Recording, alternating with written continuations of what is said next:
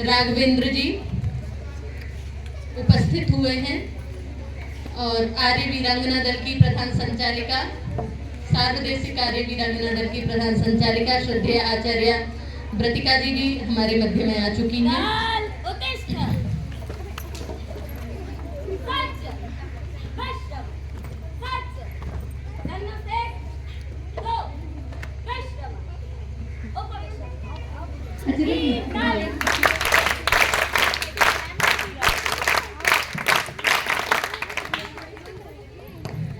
हमारा ये कार्यक्रम आर्य वीरांगना दल के तत्वावधान में श्रद्धेय आचार्य जी के पावन निर्देशन में चल रहा है।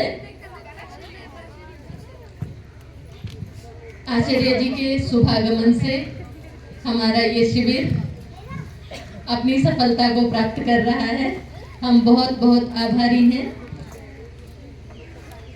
सर्वप्रथम हम आचार्य जी को सुने, उससे पूर्व हमारे मध्य में एटा गुरुकुल, जैसे ये गुरुकुल है वैसे इससे भव्य गुरुकुल है। एटा गुरुकुल, आप वहाँ से पढ़े हैं आचार्य राघवेंद्र जी, और अभी वर्तमान में सेंट्रल यूनिवर्सिटी केंद्रीय विश्वविद्यालय पांडिचेरी में प्रोफेसर हैं। हमारा मार्गदर्शन करेंगे।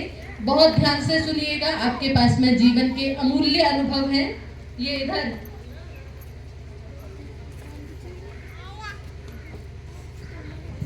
आपके पास में आज का दिन है, बस कल तो फिर आपको अपना प्रदर्शन करना है। तो आज के दिन का एक एक क्षण बहुत अच्छे से सदुपयोग कीजिए। ये कौन है? अनुष्का कौन है ये? एक भी ध्वनि नहीं आनी चाहिए, केवल प्रश्न उत्तर यदि कुछ होता है तो उसकी ध्वनि के अलावा। अब मैं श्रद्धेय आचार्य राघवेंद्र जी से निवेदन करूंगी कि वे हमारा मार्गदर्शन करें।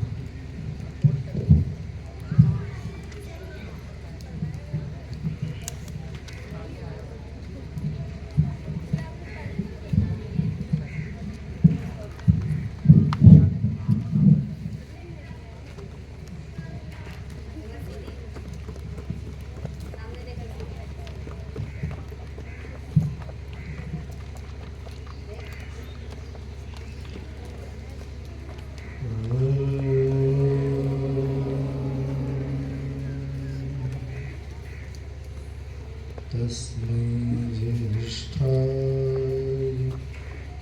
ब्रह्मणे नमः।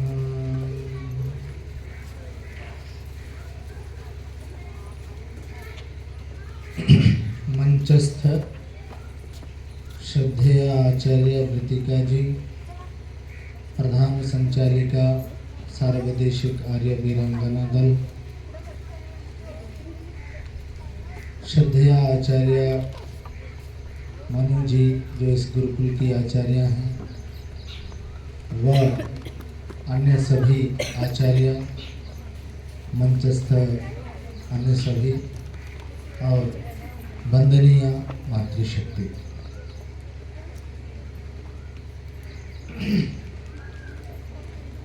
मैं आप लोगों के साथ थोड़ी सी चर्चा करूंगा, उसमें आप लोगों को प्रश्नोत्तर भी रहेंगे ही। तो यहाँ सबसे बड़ी कक्षा से कौन है जिसकी नाइन्थ से ऊपर भी है कोई? क्या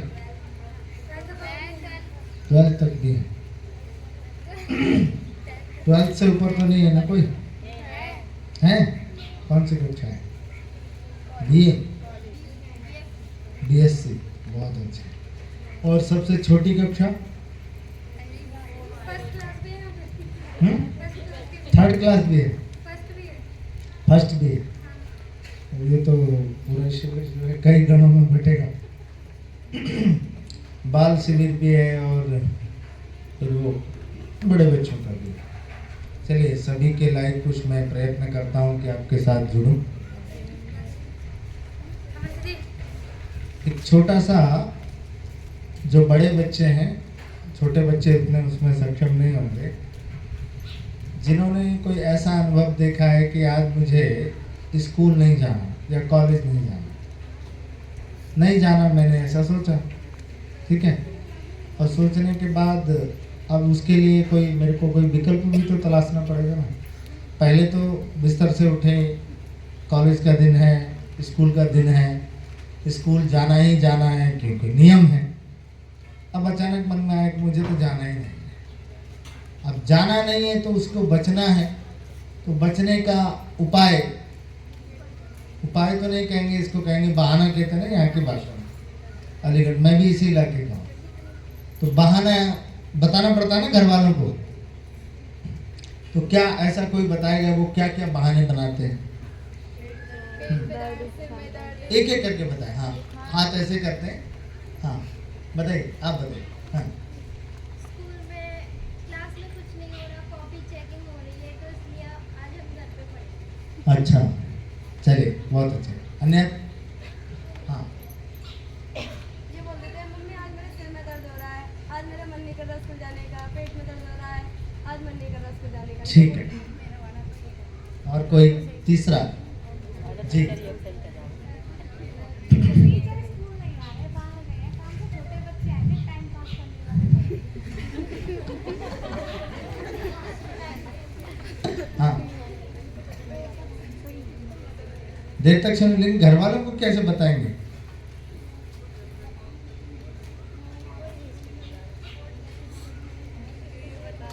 फीवर सा हो रहा है, वाह क्या बात। हाँ,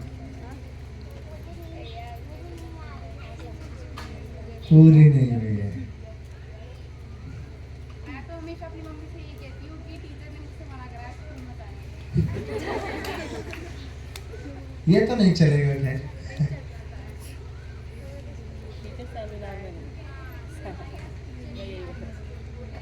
जो मैन टीचर है वो स्कूल ही नहीं आया।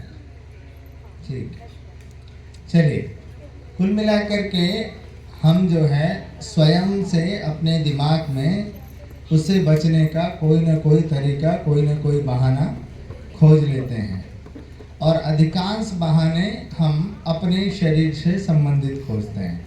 मेरे सिर में दर्द हो रहा है, मेरे पेट में दर्द हो रहा है, और वो बहाने जिनका सहजता से कोई चेक न कर सके। भाई सिर में दर्द हो रहा है तो क्या चेक करेगा? हाथ रख के देखेगा, चलो ठीक है, जनरली सिर गर्म हो जाता है कई बार। पेट में दर्द हो रहा है, उसका तो कोई चेकिंग नहीं है, तो वही हो रहा है। तो अनेक बहाने हम ऐसे मन में सोचते हैं, और इस पे सोचते सोचते एक बड़ी चीज़ ये भी होती है कि हम वैसे ही सोचने लगते हैं। मैं बिस्तर पे लेटा हूँ, मुझे विद्यालय नहीं जाना है, मैंने माँ को बोला आज मुझे बुखार आ गया, मुझे विद्यालय नहीं जाना है, तो मैं अपने शरीर को भी सोचने के लिए मजबूर करता हूँ, तू सोच कि तुझे बुखार आया है। क्योंकि डर क्या है, अगर पकड़े गए तो बहाना करना, बहाना बनाने के लिए थोड़ा चेहरा बनाना पड़ेगा ना, थोड़ा एक्टिंग भी करनी पड़ेगी। तो फिर हम क्या कहते हैं, अपने मन को बोलते हैं, अरे भाई सोच कि तुझे बुखार आया है। बुखार नहीं है, लेकिन उसको कह रहे हैं कि सोच कि तुझे बुखार आया है, सोच कि तेरे पेट में दर्द हो रहा है। और उसके बाद ऐसे कितने लोग हैं कि जिसको इस सोच के बाद रियल में ही बुखार आ जाता है। ऐसा कोई अनुभव है? हाँ बताइए। मैं ज़्यादा सोचती हूँ तो रियल में फीवर आ जाता है। रियल में फीवर आ जाता है। तो आपको क्या हुआ, रियल में फीवर आ जाता है आपके साथ? कोल्ड का होता है, जब मैं सोचती हूँ ना मुझे जुकाम होने वाला, जुकाम होने वाला, जब भी हो जाता है। हो जाता है। तो इसका मतलब क्या हुआ कि सोचने से बुखार आ जाता है। हाँ मैं हमेशा अपनी बच्ची की तारीफ करती हूँ। हाँ मेरी बच्ची को कोई फीवर नहीं आता, ना सर्दी जुकाम होता, वो कभी बीमारी नहीं पड़ती है सच में।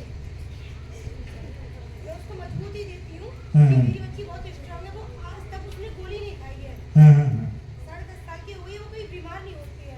हाँ। यहाँ शिविर भी कर रही है, वो इस टाइम पे प्रेजेंट नहीं है इस टाइम पे, और स्कूल जाने का आज तक उसने बहाना नहीं लगाया है कि मम्मा आज मुझे स्कूल नहीं जाना है। नहीं जाना। केंद्र विद्यालय में जाती है, कभी बहाना नहीं लगाती है।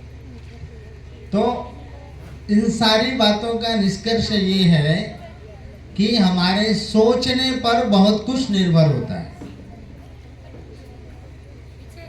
सोचने पर बहुत कुछ निर्भर होता है। यदि हम बहाने बनाते हैं किसी कार्य के लिए, किसी भी कार्य के लिए, निश्चित रूप से उसी तरीके का जीवन हमारा बनने लगता है। मैं आपकी बात नहीं कर रहा, मैं भी विद्यार्थी जीवन में रहा हूं और विद्यार्थी जीवन में गुरुकुल ना जाने के लिए, मतलब मेरा तो अध्ययन गुरुकुल में हुआ, तो कभी कभार दिवाली की छुट्टियों में घर चले गए।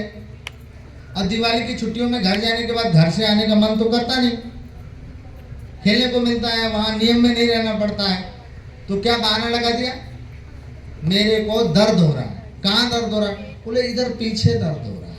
अब ये कौन सा बीमारी है? और मेरा अनुभव ये रहा कि एक बार ऐसे करते करते मेरे को रियल में दर्द होने लगा और मेरे पिताजी ने कहा कि ये तो बहाना करा है।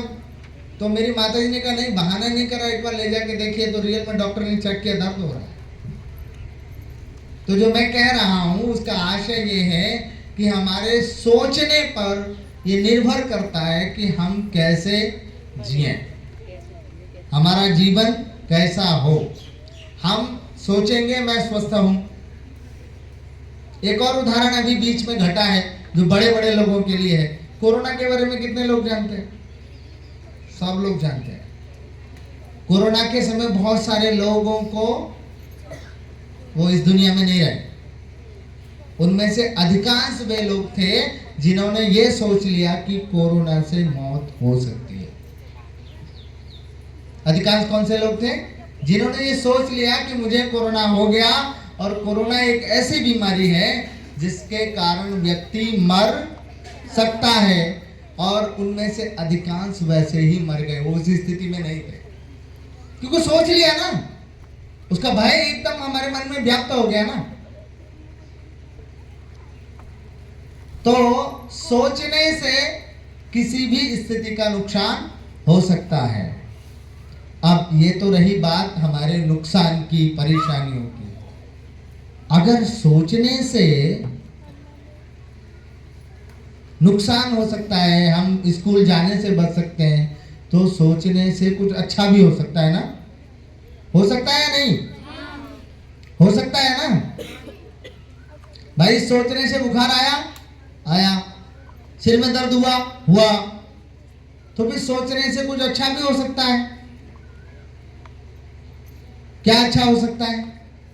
कोई बताएगा क्या क्या अच्छा हो सकता है? जो जितना अच्छा सोचेगा उतना ही अच्छा हो जाएगा। तो कुछ लोग सोचने से मना करते हैं ना। कुछ बच्चे अच्छा सोचते हैं तो घर वाले बोलते हैं क्या ख्याली पुलाव पका रहा है यहाँ पर, वो कह रहा मैं ये बनूंगा। तो घर में कुछ लोग कहते नहीं तुम इतनी बड़ी बड़ी बातें करते हो।